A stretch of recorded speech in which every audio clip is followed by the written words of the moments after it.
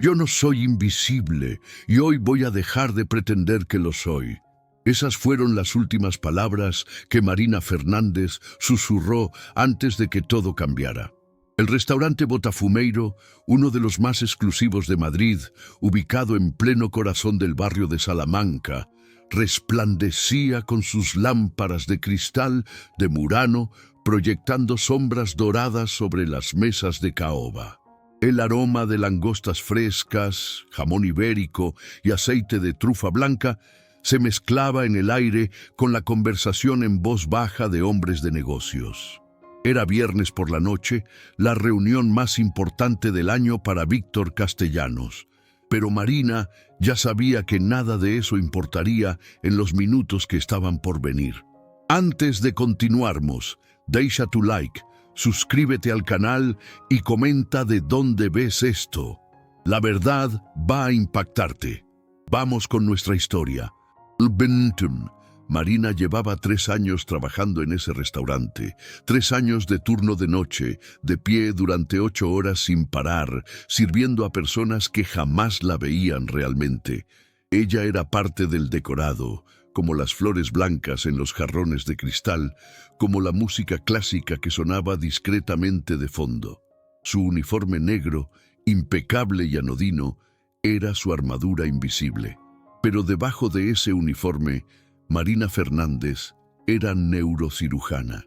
Había estudiado en la Universidad Autónoma de Madrid, se había especializado en Barcelona, había trabajado en hospitales de toda Europa.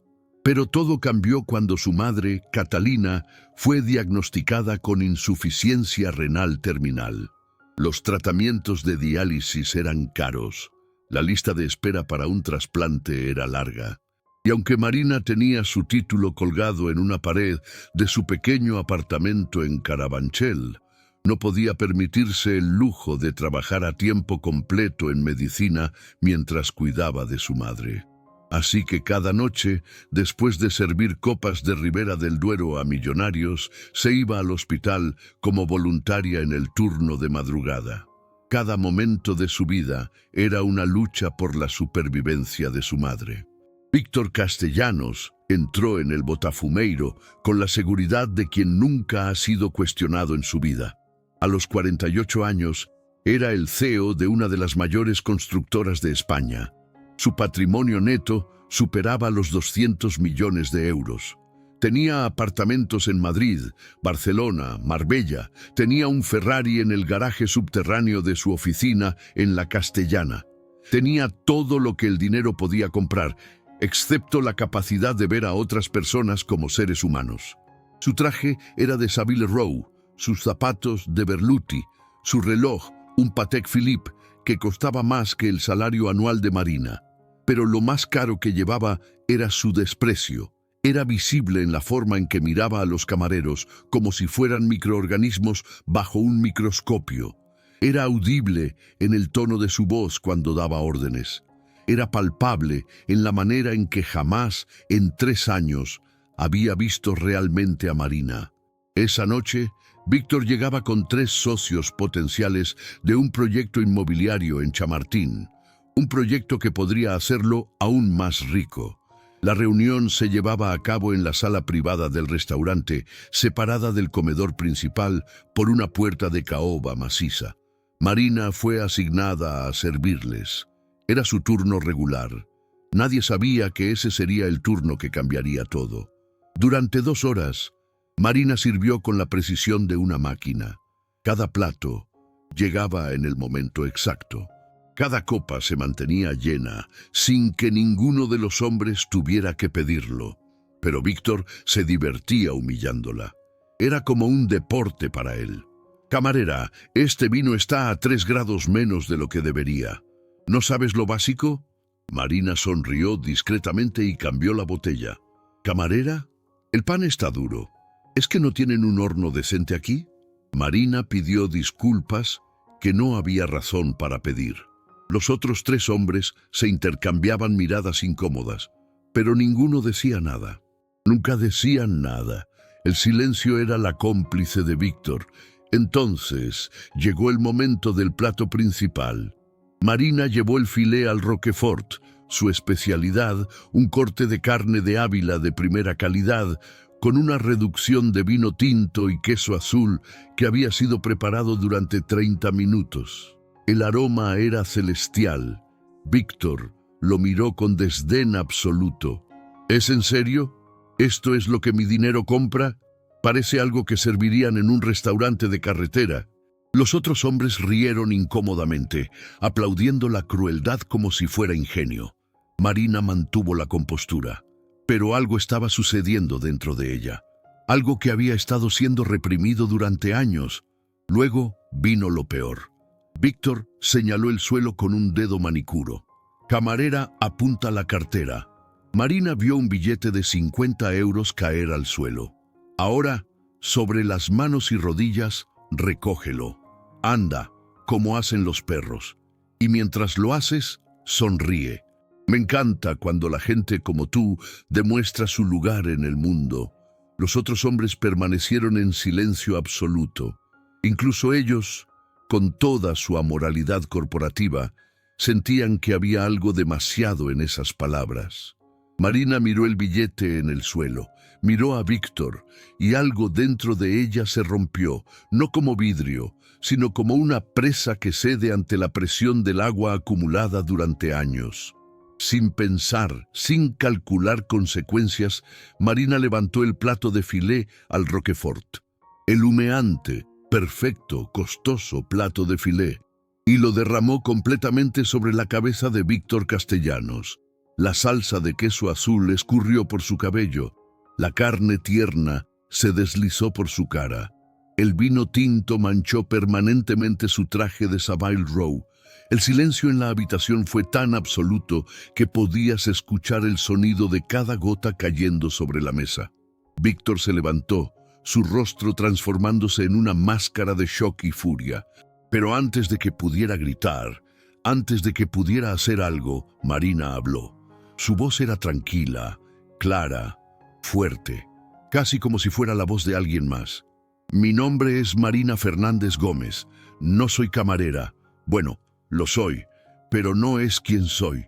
Soy doctora, soy neurocirujana, estudié en la Universidad Autónoma, me especialicé en el Hospital Clínic de Barcelona y durante 3 años he estado sirviéndole a usted, mientras que usted jamás ha sido capaz de verme como un ser humano. Los otros 3 hombres estaban de pie ahora, sus bocas abiertas como peces fuera del agua. Víctor intentaba hablar, pero las palabras no salían. Marina continuó. Trabajo aquí por mi madre, porque tiene insuficiencia renal y necesita cuidados. Porque aunque yo soy doctora, no puedo permitirme el lujo de trabajar a tiempo completo mientras ella está en la lista de espera para un trasplante. Pero eso no me hace inferior a usted, Víctor. Si acaso, me hace su superior. Porque yo trabajo para dar vida, y usted, construyendo edificios que desplaza a familias pobres, ¿qué construye? Marina se quitó el delantal y lo tiró sobre la mesa. Estoy despedida, supongo, pero mire, por primera vez en 3 años me siento viva. Marina se giró para irse, pero fue entonces cuando uno de los otros hombres, un señor mayor con gafas, se puso de pie. Su rostro estaba pálido. «Espera», dijo con una voz que temblaba ligeramente. «¿Has dicho que eres neurocirujana?» Marina se detuvo en la puerta. «¿Por qué?» El hombre respiró profundamente. «Porque mi esposa necesita una cirugía neurológica urgente y acabamos de recibir malas noticias esta mañana. El neurocirujano que íbamos a traer de París ha tenido un infarto, está fuera de servicio y mi esposa no tiene mucho tiempo». El silencio en la sala era diferente ahora. No era el silencio de la complicidad. Era el silencio de un momento donde el universo cambia de dirección. Pero lo que Marina no sabía era que aquel hombre era más importante de lo que imaginaba, y que lo que sucedería en las próximas horas reverberaría a través de las vidas de todos ellos de una manera que nadie podría haber predicho. Marina se detuvo en la puerta con la mano en el pomo. Se giró lentamente, sus ojos encontrándose con los del hombre mayor. Su nombre era Roberto Sánchez, eso lo supo después. Pero en ese momento lo único que Marina veía era la desesperación genuina en su rostro, una desesperación que reconocía porque la llevaba dentro de sí cada día. ¿Dónde está tu esposa?, preguntó Marina. Su tono había cambiado completamente. Toda la rabia, toda la dignidad herida que acababa de explotar con Víctor fue reemplazada por algo más primitivo, el instinto del médico, la necesidad de salvar. Roberto exhaló con alivio visible. En el Hospital Universitario La Paz. Está en la planta de neurología. Tiene un aneurisma cerebral que necesita intervención inmediata, pero... Su voz se quebró. Pero todos los neurocirujanos disponibles están en cirugías o fuera del país. Nos dijeron que tal vez tenga que esperar una semana. Una semana que ella no tiene. Marina sintió como la sangre se le aceleraba. Sabía exactamente de qué tipo de aneurisma podía estar hablando. Sabía las cifras de mortalidad. Una semana no era tiempo, era una sentencia de muerte. Sin pensarlo, Marina se acercó a Roberto. ¿Cuál es su nombre? Alejandra. Se llama Alejandra. ¿Cuándo fue el diagnóstico? Esta mañana. Los dolores de cabeza comenzaron hace 3 días, pero pensamos que era estrés. Hoy, cuando se desmayó, fue cuando lo descubrieron.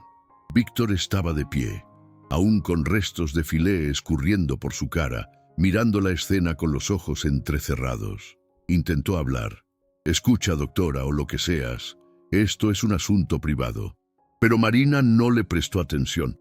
Completamente. Estaba buscando su teléfono, marcando un número. «¿A quién llamas?», preguntó Roberto. «A mi colega, Diego Méndez. Trabaja en La Paz. Es neuroradiólogo. Necesito que me haga un favor. Necesito revisar las imágenes de tu esposa. Necesito ver exactamente qué estamos tratando». La llamada duró 3 minutos.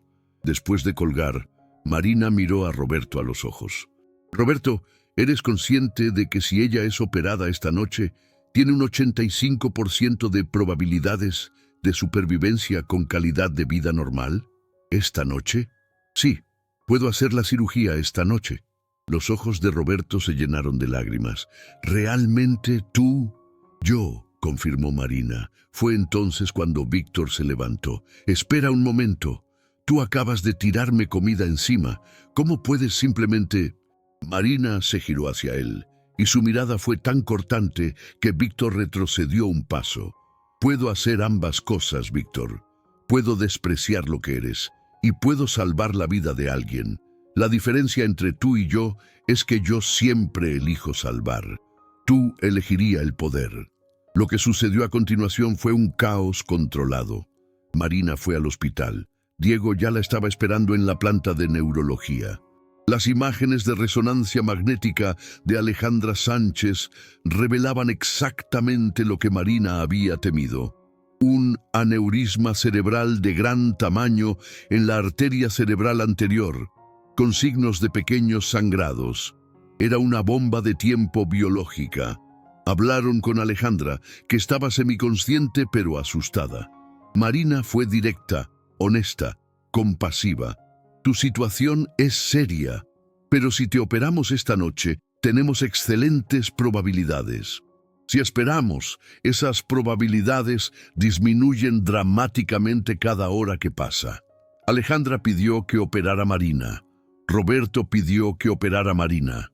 El director del hospital, cuando fue informado de que una neurocirujana altamente calificada, pero no oficial, se ofrecía a hacer la cirugía, inicialmente se negó. Era un asunto de responsabilidad legal. Pero Diego insistió, Marina insistió, y finalmente Roberto llamó a alguien, no supo a quién. No fue hasta después que descubrió que Roberto conocía al consejero del hospital, que una llamada cambió instantáneamente la situación, que de repente los papeleos se aceleró, los protocolos se flexionaron y Marina fue reconocida como cirujana de emergencia. Mientras tanto, Víctor estaba en su casa en La Castellana, bajo una ducha caliente, intentando limpiar la salsa de queso azul de su cabello, pero no podía limpiar lo que le había sido dicho. Las palabras de Marina le habían dejado más marcas que la comida. Él llamó a su jefe de recursos humanos. «Quiero que despidas a la camarera, Marina Fernández, inmediatamente». Su jefe de recursos humanos vaciló. «Señor, ¿está seguro? Hay testigos que dicen que fue bastante provocado». «No me importa. Quiero que sea imposible que trabaje en cualquier restaurante de Madrid. Haz correr la voz. Es inestable. Es peligrosa». Ese fue el error de Víctor. Fue el momento exacto en el que cruzó una línea que no sabía que existía. A las 11 de la noche, Marina estaba en el quirófano. Alejandra estaba bajo anestesia general. Los monitores emitían sus sonidos rítmicos, confirmando que el cuerpo de la mujer continuaba funcionando. Marina hizo una pequeña incisión en el cuero cabelludo. Cada movimiento era precisión absoluta.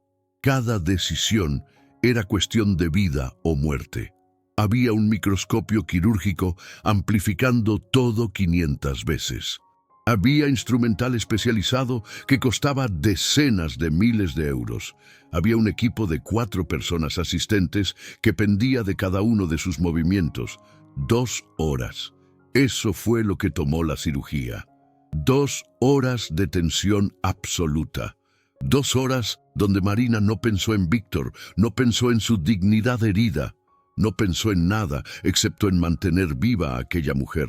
Cuando finalmente se alejó del cuerpo de Alejandra, cuando los signos vitales confirmaron que todo había sido exitoso, Marina sintió una calma que no había sentido en años. Roberto estaba esperando en la sala de espera cuando Marina salió del quirófano. Su rostro cambió instantáneamente. «¿Y bien?». Marina sonrió. «Tu esposa va a estar bien. La cirugía fue perfecta, completamente perfecta». Roberto lloró. Simplemente lloró. Y luego, sin previo aviso, hizo algo que cambiaría la dirección del resto de la historia. Sacó su teléfono y llamó a su socio, que resultaba ser nada menos que el abogado del gobernador de Madrid. Luego llamó a un periodista que conocía. Luego llamó a su contador. Y finalmente, después de asegurarse de que Alejandra estuviera estable, se dirigió a la oficina de Víctor. Víctor estaba en su despacho cuando Roberto irrumpió. Eran las 2 de la mañana. «¿Qué demonios?», exclamó Víctor. Roberto le extendió un teléfono. «Mira esto». En la pantalla había un video. Era Marina 3 horas atrás, en una entrevista grabada rápidamente con el periodista de Roberto. Contaba todo: su historia, sus estudios, su madre, su trabajo nocturno como voluntaria. Y entonces hablaba de Víctor. No de forma vengativa, sino de forma factual, precisa, documentada.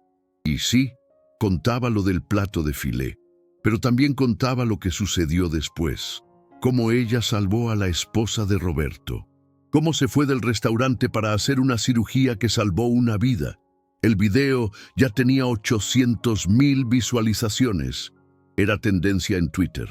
Los periódicos estaban escribiendo sobre él. Y Víctor, de repente, descubrió que había otras voces. Voces de otros camareros, voces de otros empleados que había humillado a lo largo de los años. Sus propios empleados de la constructora salían en el video diciendo cómo los había tratado, cómo había destruido carreras por capricho, cómo había humillado a personas sin razón excepto porque podía. «Lo que acabas de escuchar», dijo Roberto, «es la verdad. Y la verdad, Víctor, es algo con lo que tendrás que aprender a vivir». Pero lo que ninguno de ellos esperaba era lo que sucedería en las próximas 72 horas. Algo que transformaría no solo la vida de Víctor, sino también la definición misma de lo que significa justicia. Las 72 horas siguientes fueron un caos absoluto para Víctor Castellanos.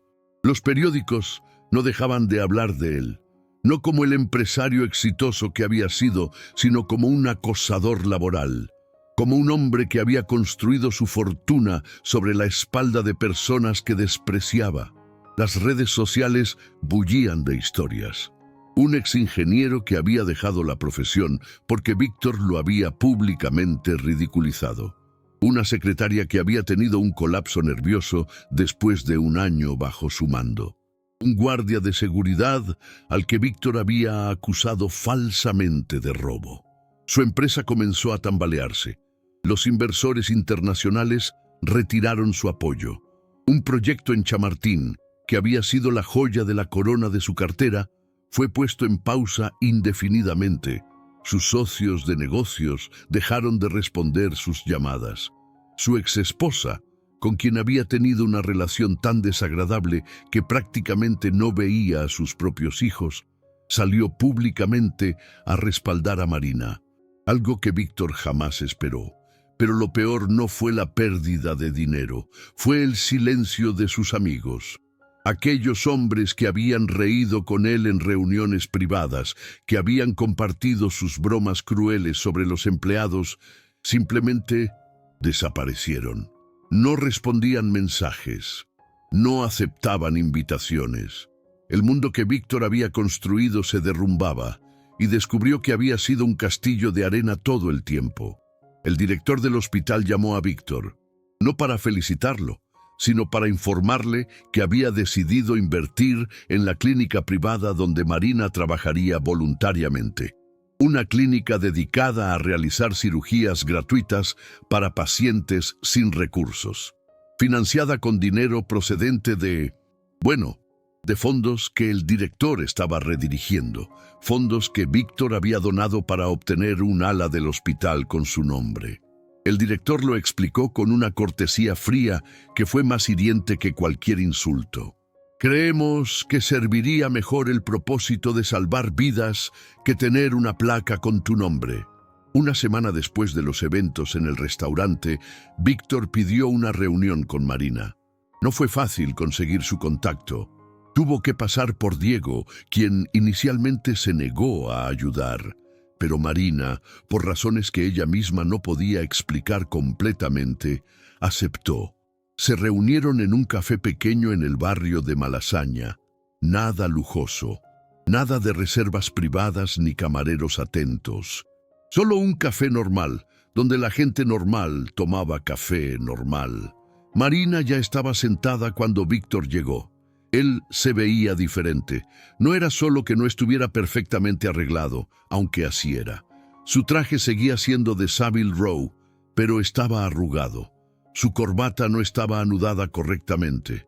Su reloj seguía siendo un Patek Philippe, pero había algo roto en su expresión que ningún lujo podía arreglarse. Se sentó sin esperar que le ofrecieran una silla. «No sé por dónde empezar», dijo. Marina le ofreció un café que ya había pedido para él. Él la miró confuso. «¿Cómo sabías que vendría?» «No sabía, pero sé que la gente como tú, cuando todo se derrumba, busca una salida, una explicación, una redención, aunque no la merezcan». La franqueza fue como una bofetada, pero Víctor no se defendió. «Tienes razón, merezco eso, merezco mucho más que eso». Se pasó la mano por la cara. «Yo leí todo. Leí sobre tu madre, sobre cómo estudiaste mientras trabajabas, sobre cómo eras voluntaria en el hospital mientras yo gastaba dinero en cosas que no necesito». Marina no respondió inmediatamente. Bebió su café. Observó a Víctor.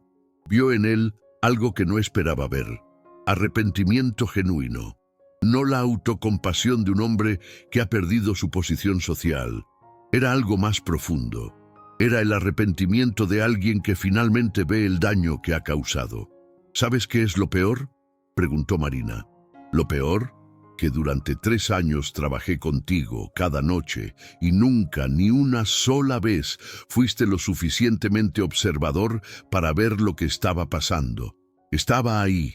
Mi vida estaba ahí, en mi cara, en mis gestos, en cómo apenas podía mantener los ojos abiertos porque había estado en el hospital toda la noche y simplemente no me viste. Víctor comenzó a llorar. No fue dramático ni performativo. Fueron lágrimas silenciosas que corrieron por sus mejillas mientras miraba hacia el escritorio. No sé cómo vivir siendo diferente, admitió. Lo que sucedió después fue lento. No fue un cambio de la noche a la mañana. No fue una conversión mágica. Fue un proceso tedioso, complicado, a menudo doloroso, de aprender a ver a las personas.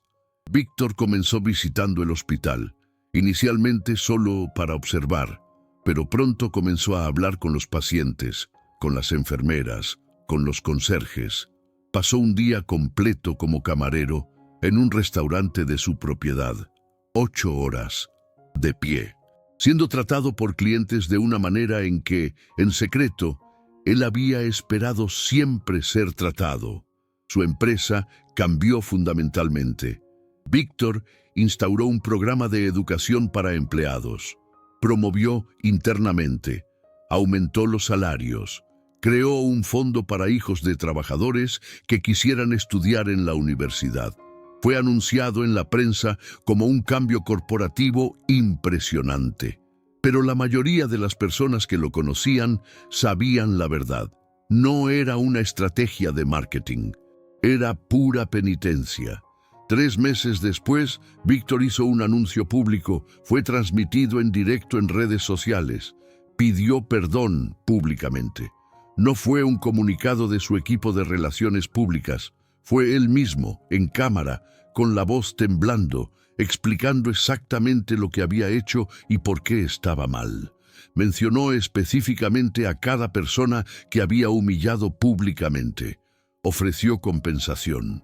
Se disculpó con sus hijos, a quienes no había visto en años, por haberles enseñado que el dinero era más importante que cualquier otra cosa. Marina vio el video. Se lo mostró a su madre, Catalina, quien estaba en recuperación perfecta después de su cirugía. Su madre tomó la mano de Marina. ¿Crees que es real?, preguntó. Marina pensó en ello durante un largo momento. Creo que sí.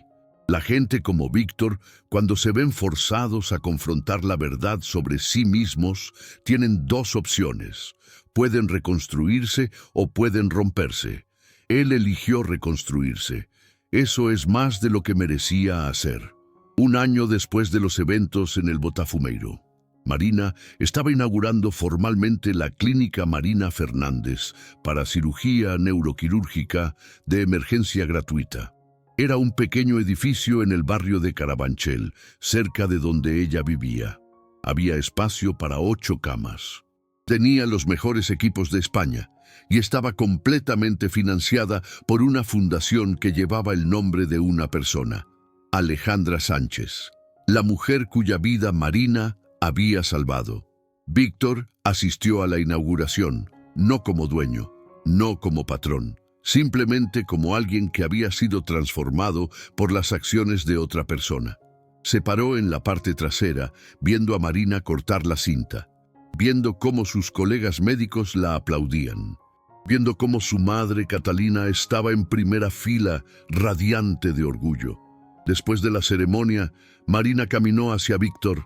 «Gracias por venir», dijo. «Gracias por existir», respondió él. Y lo dijo de verdad. La madre de Marina se unió a ellos. Catalina había conocido a Víctor solo una vez, en una reunión casual, pero sabía su historia. Todos la sabían. «Usted cambió», dijo Catalina. «Eso es lo más difícil que cualquier persona puede hacer». Víctor asintió. Su hija me enseñó que cambiar es posible, que la dignidad no se compra, que el verdadero valor de una persona está en cómo trata a otros cuando nadie está mirando. Roberto Sánchez llegó con su esposa Alejandra. Ella ya había vuelto a sus actividades normales. Tenía una pequeña cicatriz en el cuero cabelludo, cubierta por el cabello, pero sus ojos estaban vivos, brillantes, llenos de vida que Marina había salvado. Roberto abrazó a Marina. «Saliste de esa clínica hace 1 año», dijo. «Mira lo que has construido». Diego, el colega de Marina, supervisa la primera operación en la clínica. Era una mujer de 62 años que no podía haber pagado la cirugía en ningún lugar privado. Marina estaría en el quirófano en 1 hora. Antes de ir, Marina se paró en la entrada de la clínica, vio su nombre en la puerta, vio a Víctor observándola desde la distancia. No con la admiración de alguien que necesita ser salvado, sino con el respeto genuino de alguien que ha aprendido a ver. ¿Sabes qué es lo más hermoso de todo esto?, preguntó Marina a su madre. Catalina sonrió. «¿Qué, mi amor? Que todo esto comenzó con un acto de rebelión, con la negativa de ser invisible, y ahora esa rebelión está salvando vidas». Catalina tomó a su hija en sus brazos. «Siempre supe que eras especial, pero nunca imaginé que eras tan valiente como para enseñar a un hombre como Víctor qué significa estar vivo». Marina caminó hacia el quirófano, donde esperaba su próximo paciente, su próxima vida por salvar, su próxima oportunidad de demostrar que la dignidad no tiene precio, que la verdad siempre emerge, que la justicia, cuando se busca no por venganza sino por redención, puede transformar a todos. Y así termina nuestra historia. Una historia sobre dignidad, sobre la valentía de una mujer que se negó a ser invisible y sobre la redención de un hombre que finalmente aprendió a ver. Pero ¿sabes qué? Esta no es solo la historia de Marina y Víctor, es la historia de todos nosotros. Porque cada día hay personas invisibles a nuestro alrededor, personas que servimos, que nos sirven, que pasamos por alto sin realmente verlas, y cada día tenemos la oportunidad de cambiar eso, de ver, de reconocer, de tratar con dignidad a cada persona que encontramos. Ahora te pregunto, ¿has visto a alguien hoy que has tratado sin la dignidad que merece? ¿Hay alguien en tu vida a quien necesitas disculparte? ¿O hay alguien que te necesita que simplemente lo veas? Cuéntame en los comentarios, de verdad quiero saber. ¿De dónde ves este video? ¿Qué te tocó más de esta historia? ¿Crees en la redención? ¿Crees que las personas pueden cambiar? Y si te gustó, dale like, suscríbete al canal, activa las notificaciones y comparte esto con alguien que necesita escuchar que su dignidad no tiene precio. Comparte esta historia con alguien que necesita creer que el cambio es posible. Hasta la próxima. Nos vemos en el siguiente video.